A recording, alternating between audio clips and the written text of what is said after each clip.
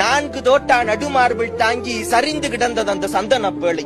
புகைப்படம் கண்டு புகைந்தது நெஞ்சு கூடு. எத்தனை அழுதிருக்கும் அந்த புலிபுரந்த காடு, எத்தனை அழுதிருக்கும் அந்த புலிபுரந்த காடு.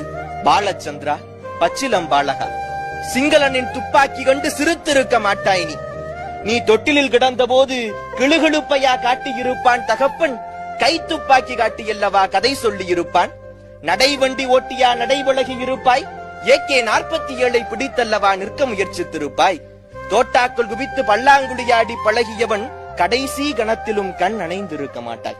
மா வீரன் பாலச்சந்திரனுக்கு வீர வணக்கம். 2009 என்னுடைய சமூகம் மிகப்பெரிய ஒரு தொன்மையும் வரலாறும் மரபும் ஓங்கி உயர்ந்த மரபும் வரலாற்று தொன்மை சிறப்புகளை எல்லாம் பெற்ற என் சமூகம் ஈழத்தில் 2 லட்சம் மக்களை இழந்து 21ஆம் நூற்றாண்டில் எந்த சமூகமும் உலகத்தில் சந்திக்காத ஒரு பேரவலத்தை சந்தித்த என்னுடைய சமூகம்.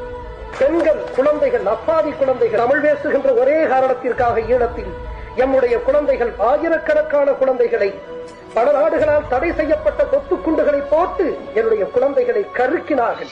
கேட்பதற்கு நாதி இல்லை.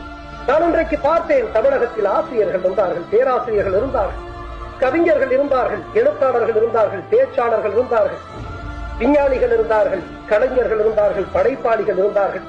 என் தமிழ் சமூகத்திற்கு நல்ல தலைவன் இல்லை என்று நான் இன்றைக்கு